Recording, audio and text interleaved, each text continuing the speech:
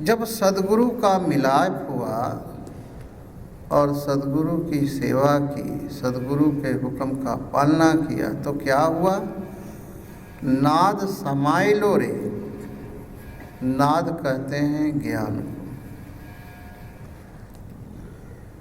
सद्गुरु के द्वारा जो ज्ञान है वो हमारे हृदय में समाय गया। सतगुरु भेट लो देवा, नाद समाय लो रे। सद्गुरु के दर्शन के बाद सद्गुरु का ज्ञान, सद्गुरु का उपदेश हमारे हृदय में समा गया। उस सद्गुरु के ज्ञान से क्या हुआ? भिद्यते हृदय ग्रंथि। हृदय के अंदर चित्त जड़ की ग्रंथि थी। चित्त कहते हैं चेतन और जड़ कहते हैं जड़ पदार्थ। चित्त जड़ की ग्रंथि क्या है कि वास्तविक में तुम परमात्मा के स्वरूप हो। मन तो ज्योत स्वरूप है, आपना मूल पहचान। ऐ इंसान तो ज्योति स्वरूप है, सब में ज्योत ज्योत है सोए, तिसदै चानन सब में चानन। तू प्रकाश स्वरूप है, तू ज्योत स्वरूप है, लेकिन अज्ञानता के कारण हम अपने को जन्मने मरने वाला और 3.5 हाथ का समझते हैं। सतगुरु भेट ले देवा। सद्गुरु एक ऐसा देव है जिसके दर्शन मात्र से जीवन बदल जाता है। देखो, आदरणीय बाबा जी के चरणों में जिन जिन लोगों ने आया है, उसका पहले का जीवन और बाबा जी के शरण में आने के बाद का जीवन में बहुत फर्क है।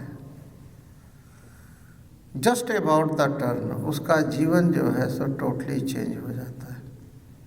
उसकी सोच, उसकी रहनी बहनी, उसकी समझ, सब कुछ गुरु के अनुसार हो जाता है। जब साहिब श्री गुरु अमरदास जी गुरु के शरण में नहीं आए थे और जब गुरु के शरण में आए तो टोटली बदल गए। साहिब श्री गुरु अंगद देव जी महाराज के शरण में आकर लगभग 12-13 साल सेवा किए। सतगुरु भेट ले देवा, सतगुरु का मिलाप हुआ, नाद समाय लो रे। तब साहिब श्री गुरु अमरदास जी के अंदर ज्ञान प्राप्त हो गया। अब देखो कि लगभग 60-62 साल तक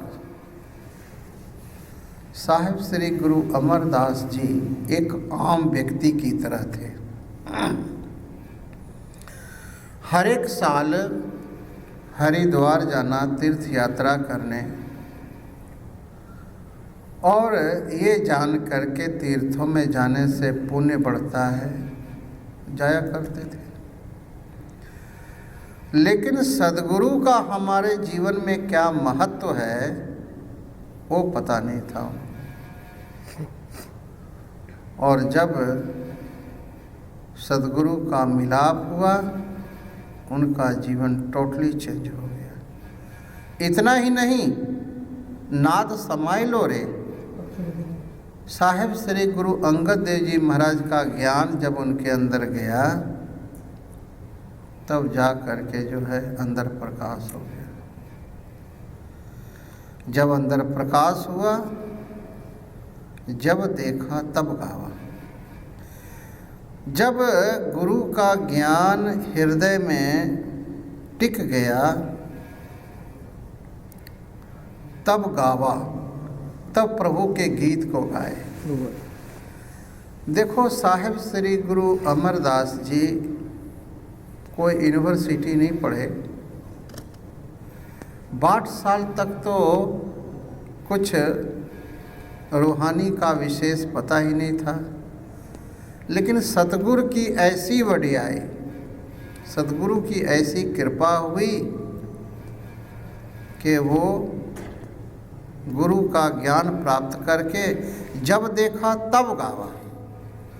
गुरु ने उनको अपने स्वरूप का दर्शन कराया, वाहिगुरु का दीदार कराया, और जब वाहिगुरु का दीदार हुआ तब गावा।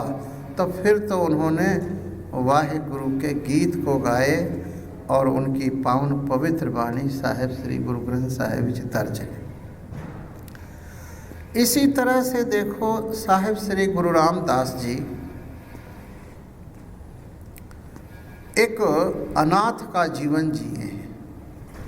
छोटे उम्र में माता पिता चले गए संसार से, नानी ने पाले उनको, और इतनी गरीबी कि नानी ने उनको छोले बना के दे देना, कहना कि बेटा जाओ बेच के आओ, उससे कुछ पैसे मिलेंगे जिससे गुजारा होना है। आप विचार करो कि रोज उनकी नानी छोले दे दें और वो बेचने के लिए जाएं। लेकिन सतगुरु की महिमा कितनी है कि देखो एक छोले बेचने वाला लड़का साहिब श्री गुरु रामदास जी बन गए, परमात्म स्वरूप हो गए। ये महिमा किसकी है? ये महिमा गुरु की है। गुरु के चरणों में जो अपने को समर्पित कर देता है, मन बेचे सतगुरु के पास, तिस सेवक के कारज रास।